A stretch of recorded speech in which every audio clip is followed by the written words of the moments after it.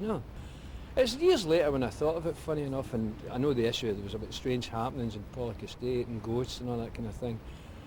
But I remember my old grandfather, an old Irishman, who used to sit when we were wee lads, and when I was a wee boy, he used to sit and he used to tell us all kinds of ghost stories and things like that.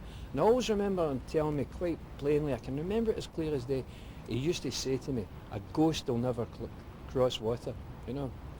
And I've told a few people this story over the years, and quite a few people recall that saying, whether it's true, whether it's myth, I don't know. But I know something very, very strange happened at that spot, that particular morning.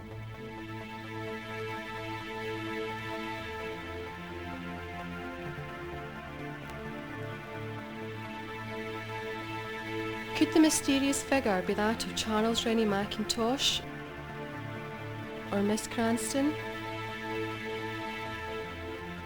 Or could it be related to a period a little further back in the pages of Pollock's dark history?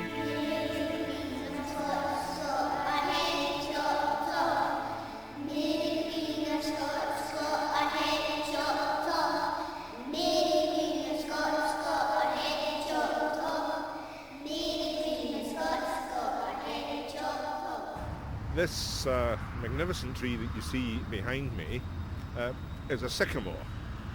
A sycamore is not an indigenous tree in Scotland, and indeed it doesn't belong as a native in the whole of Britain. But it was brought into this island a long time ago, probably several hundred years ago, perhaps earlier in Scotland than in England. So it's been with us a long time, and it behaves just as though it was a native. This particular tree is growing in Darnley, and it has connections with Lord Darnley, who was a scion of the Lennoxes, who were big landowners in Scotland way back in the 16th century. And the Darnley in question is the young man who married Mary Queen of Scots. And the people here perhaps think that this tree was growing at that time, and that Mary and Darnley may have sat under it, that sort of thing. Local legend holds that Mary Queen of Scots and Lord Henry Stuart of Darnley, her second husband, hid in the thick foliage of the branches in a successful attempt at evading the advancing English legions. Queen Mary soon grew tired of Darnley's arrogant ways and was to turn to others for political advice. Darnley's life came to an end in an abrupt and mysterious fashion, and it is rumoured that Mary and Lord Bothwell, whom she went on to marry a mere 3 months after Darnley's death, had plotted to kill him. Could the eerie figure be that of Darnley, or of Lord Bothwell, who had many a hand in the deeds of fair Mary? Or could it be Mary herself, who was to be betrayed and beheaded by her cousin, Queen Elizabeth I?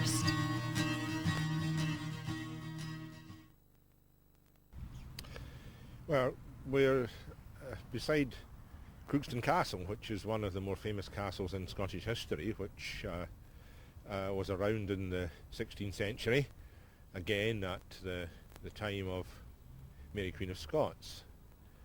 And there was a large big yew tree here, which disappeared unfortunately in 1820.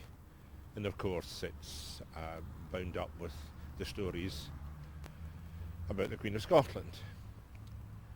We know there was a yew tree here in 1820, and it was reputedly a big one, so it could easily have been growing at the time of Mary Queen of Scots. So perhaps the Crookston yew tree looked rather old and romantic, and people started taking bits away.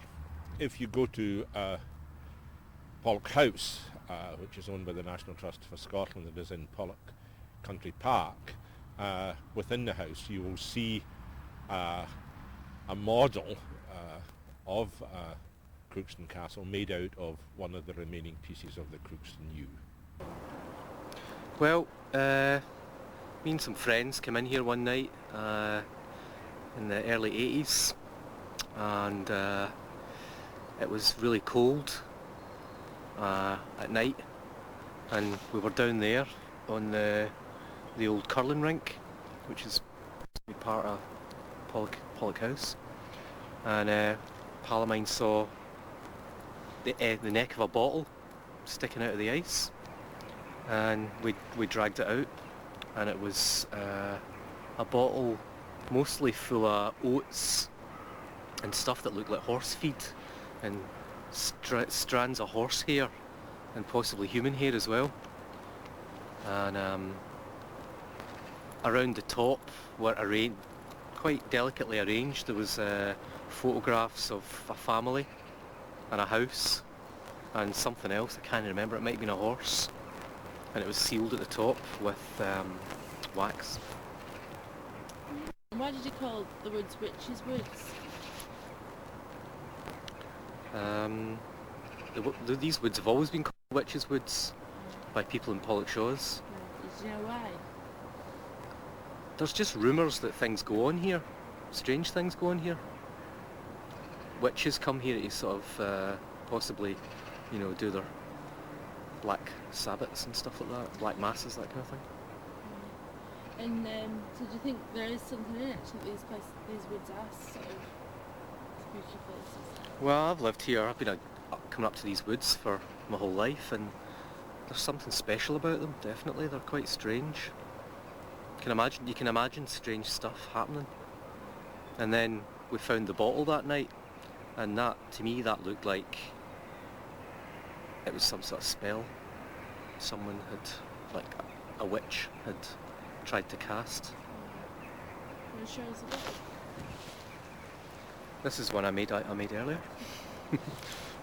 It was like that, except it was a different bottle. I can't quite remember. It was done better than this. These, if you can see that, these were arranged more delicately around so you could see them. These have kind of fallen in.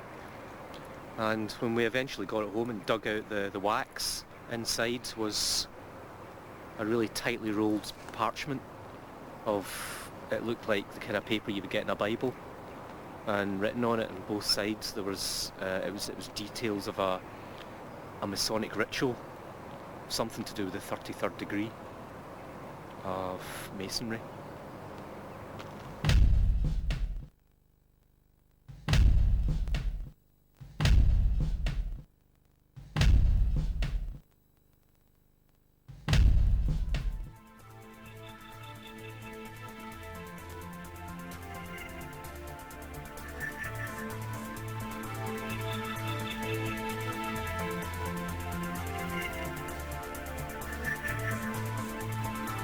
This area, where Lord Darnley, Mary Queen of Scots, Charles Rennie Mackintosh and Miss Cranston once lived and breathed the clean, quiet air, is now disrupted by the Pollock bypass. The M77 motorway cuts right through some of the most deprived areas of the country. Could this presence be one of the figures of historic Scotland trying to tell us they are not happy about the way the land is being treated? This modern-day highway cuts through the lands of our ancestors, but it doesn't disturb them, or does it? Are the figures from Pollock's past rising from the grave to show their discontent, or is it their witchcraft documented in local court archives being practised? Whatever the reason, the trees might hold the answer.